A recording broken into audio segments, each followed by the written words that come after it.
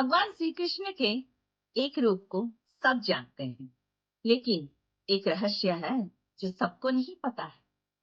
कृष्ण स्वयं भगवान है, लेकिन उनका भी एक ऐसा आधा रूप है जिसके बिना वो अधूरे हैं।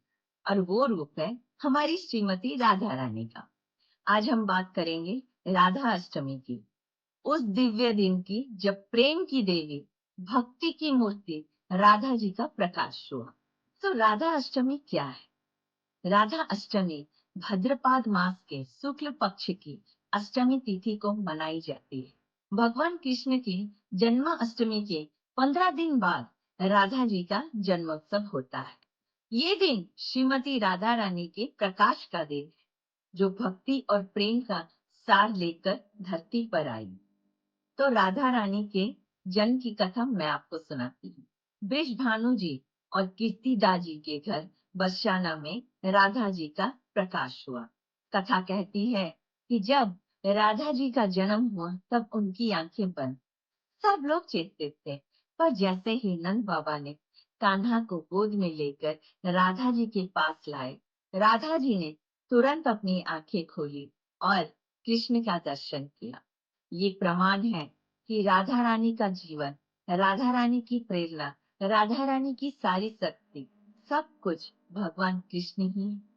हम राधा रानी को प्रेम की देवी क्यों कहते हैं? राधा रानी सिर्फ एक नाम नहीं, राधा तो एक भाव है। राधा बिना कृष्ण नहीं, कृष्ण बिना राधा नहीं।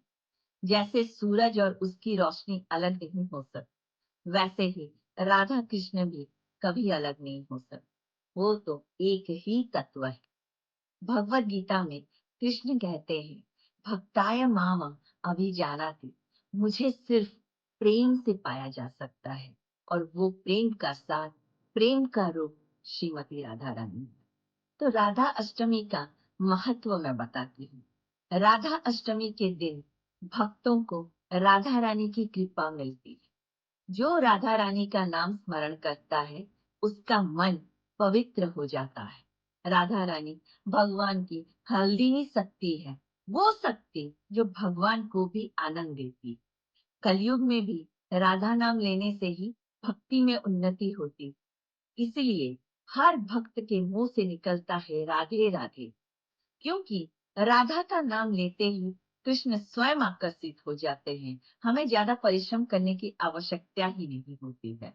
और बरसाना में तो राधा अष्टमी के दिन इतना भव्य उत्सव होता है, मंदिर सजाए जाते हैं, राधा कृष्ण के झूलों को फूलों से सजाया जाता है और भक्तों की भीड़ राधा नाम गाते हुए केवल एक ही प्रार्थना करती है, हे राधे, हमें अपनी भक्ति में बांध लो। और भक्तों का तो ऐसा कहना और मानना है, जो राधा अष्टमी के दिन राधा रानी के दर्शन कर लेता है, उसकी सारी मनोकामनाएं पूरी हो जाती है, क्योंकि राधा रानी बड़ी करुणामयी है। उन्हें लोगों को खुश देखने में अत्यंत आनंद मिलता है। तो राधा रानी का शरण ही भक्त के लिए असली मार्ग होता है। कृष्ण अपने भक्तों को तभी स्वीकारते हैं जब राधा रानी उनका रेफरेंस देती है। इसीलिए सब कहते हैं राधा के बिना कृष्ण नहीं मिलते हैं। राधा ही वो द्वार है जहां से होके ही भक्त कृष्ण तक पहुंच सकते हैं। राधा रानी के चरणों में जो प्रेम है, वो भक्ति का ही तो सार है। तो आइए, मैं आप लोगों को राधा अष्टमी कैसे सेलिब्रेट करना है, आप लोगों को मैं एडवाइस करती हूँ। इस दिन राधा कृष्ण का जितना ज्यादा से ज्यादा हो सके स्मरण करें, नाम जप करें, राधे गोविंदा, राधे श्याम, राधा रमन, राधे राधे, राधे कृष्णा।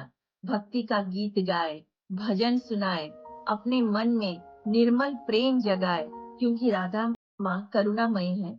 अगर इस दिन आप किसी की सेवा कर पाए तो राधा रानी बहुत जल्दी प्रसन्न हो जाती है।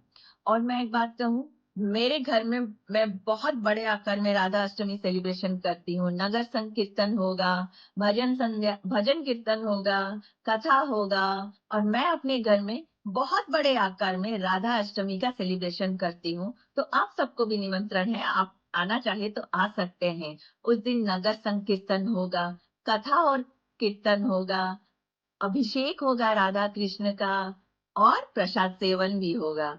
राधा कृष्ण निवास मेरा घर है। अगर आप चाहे तो आप भी इसमें पार्टिसिपेट कर सकते हैं और राधा रानी की कृपा पा सकते हैं। और आखिर में यही कहना चाहूंगी कि राधा बिना कृष्ण अधूरे हैं और भक्त बिना राधा के अधूरे।